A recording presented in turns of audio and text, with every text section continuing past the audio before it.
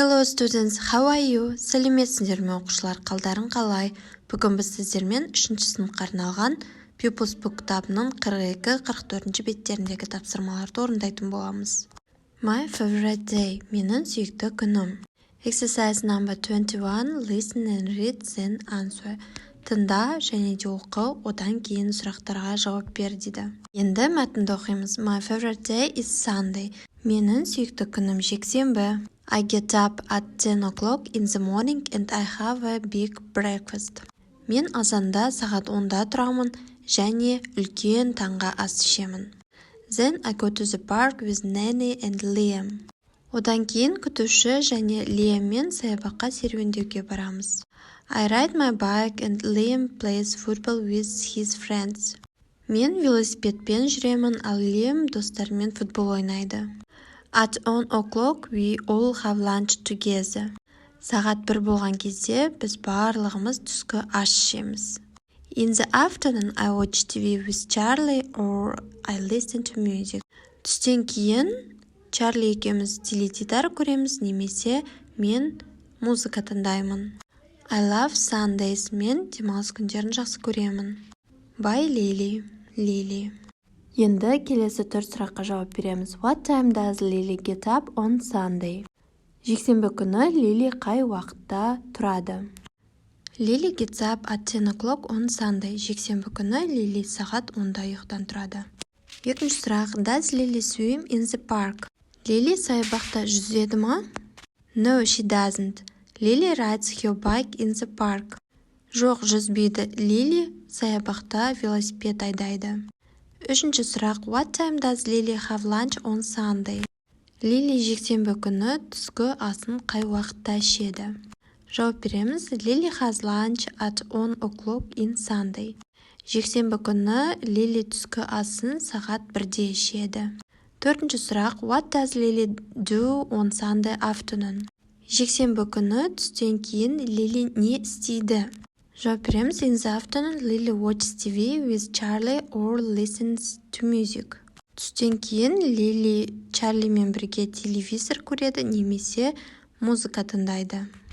Exercise number 22, read and choose. Оқы және де таңда дейді. Төменгі жақта сұрақтар берілген және де екі жауап берілген. Сол екі жауаптың біреусін біз таңдауымыз қажетпіз. Бірінші сұрақ. What time is it? Уақыт қанша болды? Жауап береміз. It is 5 o'clock. Сағат 5 болды.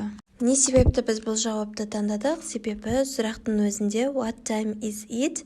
It деген тұр. Сол себептен біз жауап берген кезде де it's 5 o'clock деп жауап береміз. Енді екінші сұрақ. What do you do on Sundays?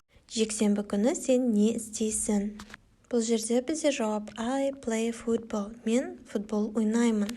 Бұл жерде сұрақ нақты қойылып тұр. Жексенбі күні сен не істейсің деп. Яғни жексенбі күні не істейтінін табуымыз қажет.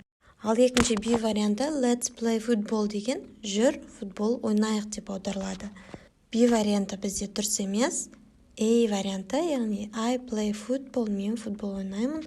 Осы варианты дұрыс. Үшінші сұрақ. Do you want pasta for lunch? Түскі асқа макарон алғыңыз келеді ме деп сұрап тұр. Бұл жерде бізде жауабы yes please. Я өтінемін. Төртінші сұрақ. What time do you get up? Сіз сағат нешеде тұрасыз деп сұрап тұр. Жауабы бұл жерде at 8. Сағат 8-де. Келесі тапсырма. Talk with your friends. Then write about your favorite day. Досыңызбен сөйлесіңіз.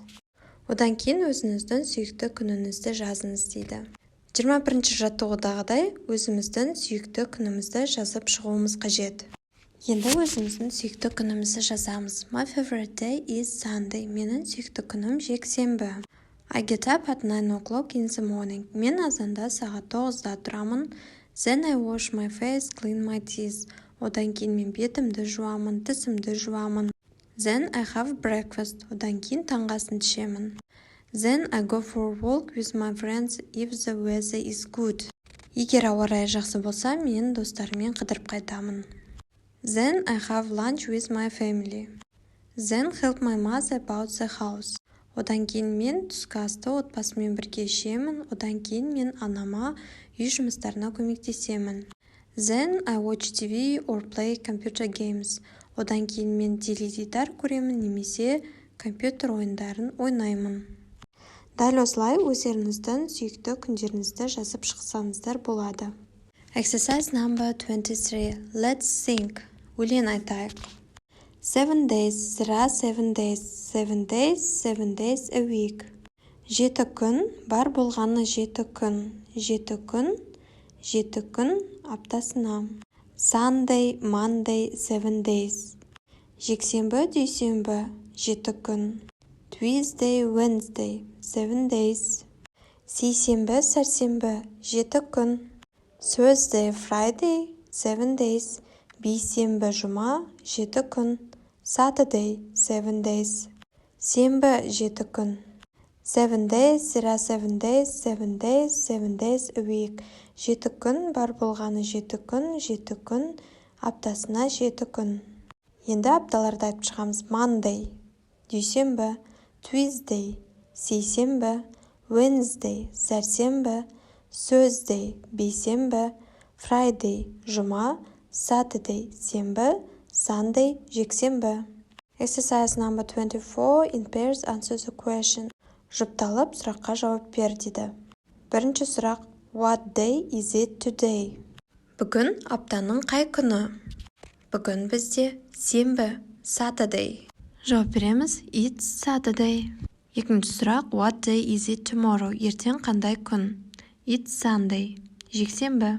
Үшінші сұрақ. On which days have you got your English lessons? Ағылшын тілі сабақтары қай күні болады? Жауабы. I have got my English lessons on Monday, Wednesday, Friday. Менде дүйсенбі, сәрсенбі және де жұма күндері ағылшын тілі бар. Сіздер өздеріңіздің ағылшын тілі сабақтарыңыз қай күні болатынын жазып шығыңыздар. Төртінші сұрақ. On which days haven't you got school? Сіз қай күндері сабақ оқымайсыз дейді. I haven't got school on Saturday and Sunday. Мен сенбі және жексенбі күндері оқымаймын. Бесінші сұрақ. What's your favorite day? Сенің сүйікті күнің қай күн? My favorite day is Sunday. Менің сүйікті күнім жексенбі. Алтыншы сұрақ. What day is difficult to spell? Қай күнді айту қиын? Аптаның қай күнін айту сіздерге қиын, сол күнді айтасыздар. Бейсенбі күнін айту қиын. It's Thursday. Келесі сұрақ. What day is your birthday this year? Осы жылдың қай күнінде туған күнің болды дейді. It's Monday. Дүйсенбі күні. Келесі соңғы сұрақ. What day is Наурыз this year? Осы жылдың қай күні Наурыз мерекесі болды дейді. It's Friday. Жұма күні. Exercise number 25. Listen point and repeat. Тыңда, көрсет және де қайтала дейді. Енді біз сандарды айтып шығамыз. Сіздер қайталаңыздар. 10, 10. 20, 20, 30, 30, 40, 40, 50, 50, 60, 60, 70, 70, 80, 80, 90, 90, 100, 100. Келесі жаттығу. Exercise number 26. Write the numbers. Сандарды жазыңыз дейді. Then, in pairs, decide if the sentences are true or false. Одан кейін true немесе false, яғни дұрыс немесе дұрыс емес екенін анықтау қажет. Бірінші сөйлем. There are 7 weeks in every month. Бір айда 7 апта бар дейді. Яғни бізде бір айда 4 апта бар, бұл false болады, яғни дұрыс емес. Екінші сөйлем. 90 seconds is the same as 2 hours. 90 секунд 2 сағаттан тұрады дейді. Бұл бізде яғни дұрыс емес, false болады. Үшінші сөйлем. There are 52 weeks in a year. Бір жылда 52 апта бар дейді. Бұл бізде дұрыс. There are 24 hours in a day. Бір күнде 24 сағат бар дейді. Бұл бізде дұрыс, яғни true болады. Бесінші сөйлем. There are 10 days in a week. Бір аптада 10 күн бар дейді. Бұл бізде дұрыс емес, бір аптада 7 күн бар. Алтыншы сөйлем. Most of the months have got 31 days. Көптеген айларда 31 күн бар дейді. Бұл бізде жауабы дұрыс, true болады.